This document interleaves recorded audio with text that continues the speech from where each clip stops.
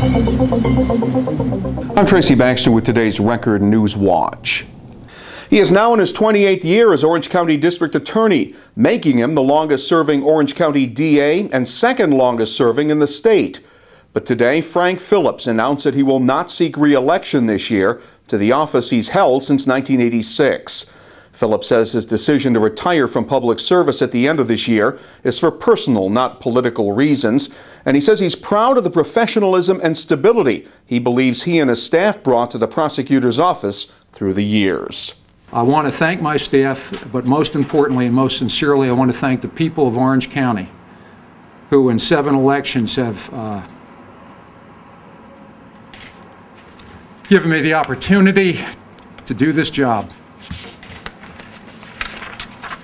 My legacy to the people of this county is going to be the professional prosecutors and investigators that have done such outstanding work, regardless of the slim pay and long hours, that have made me look good.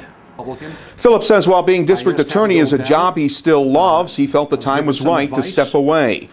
He says he has no plans yet for the future. He said he still has 11 months to figure all that out. The search is on for the man who robbed a woman at gunpoint this morning outside the Bobby Mart convenience store on Bloomingburg Road in the Fair Oaks section of the town of Wallkill. Police were following up reports that a shot was fired by the robber, a white male with a red vest, jeans, and a red bandana covering his mouth. No word on what was taken. There were no injuries. There was a report that his green vehicle was found parked nearby along Gillen Road. Now keep checking back here at Record Online for the very latest on this breaking story. He called his crime one that was not intentional and came in the heat of passion. But this morning, in a Goshen courtroom, Orange County Court Judge Nicholas DeRosa showed no sympathy for Todd Sinclair and sentenced the 28-year-old Village of Florida man to the maximum for the February 2011 fatal shooting of his love triangle rival, 21-year-old Randy Kizer of Port Jervis. He had followed Kizer's car into Port Jervis and confronted him there. Next to Kizer in the vehicle was Brianna Hannigan, who had just broken up with Sinclair, who will now be serving a prison sentence of 25 years to life. The victim's brother, Ron Kizer Jr., spoke at Sinclair's sentencing today. He said his brother's only crime was becoming friends with a young woman who had a jealous boyfriend. A total loss. That's how Monticello Fire Chief Mark Friedland described the status of what remained of a house ravaged by a fire of undetermined origin this morning. A neighbor spotted the smoke and flames coming out of the residence at 231 Price Road in the town of Thompson, then calling 911. The remote location, coupled with a heavy morning fog, made firefighting conditions difficult. The first arriving unit pulled on scene and had a heavy fire from a single-family dwelling. All occupants was out of the house. We had mutual aid tankers from 4 different departments, mall medic on standby. The house is a total loss. The kids was in school. There's 2 kids, and the husband and wife was at work. So nobody home? No. About 30 firefighters from 5 area departments were called to the scene. No one got hurt. The interior of the residence was completely gutted, and the investigation into what caused the fire now underway. A major water main break will continue to disrupt traffic in a busy section of the town of Wallkill, probably for the rest of the week. The broken pipe is on Ballard Road adjacent to Ball Corporation, which owns it. The company has hired a private contractor to do the work.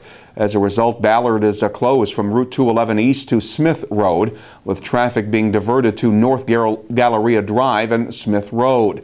Wallkill Town Supervisor Dan Depew says the broken pipe is located about 20 feet beneath the road, making the job of fixing and replacing it an even bigger challenge.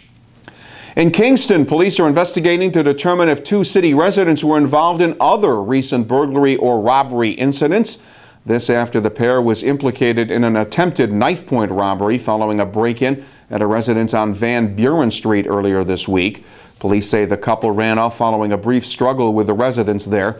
20-year-old Scipio Dubois and 25-year-old Dorothea Parker have been charged with attempted robbery and felony burglary. Both also face first-degree burglary charges for a break-in at a Henry Street residence a day earlier. And he is proof that good things do come in small packages. He, in this case, is Now, a robot that stands all of 22 inches tall and is being used as a teaching tool at the Ulster BOCES Career and Technical Center. Now's job is to make the learning of complex computer-based programming language both fun and effective for teenagers.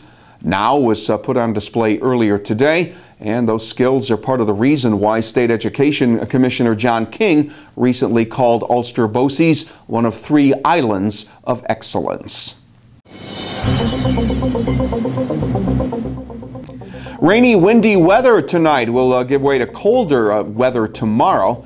It'll be partly sunny and blustery Thursday, with temperatures not expected to climb any higher than 40 degrees. Friday will be partly cloudy and even colder, with the highs only in the low 30s.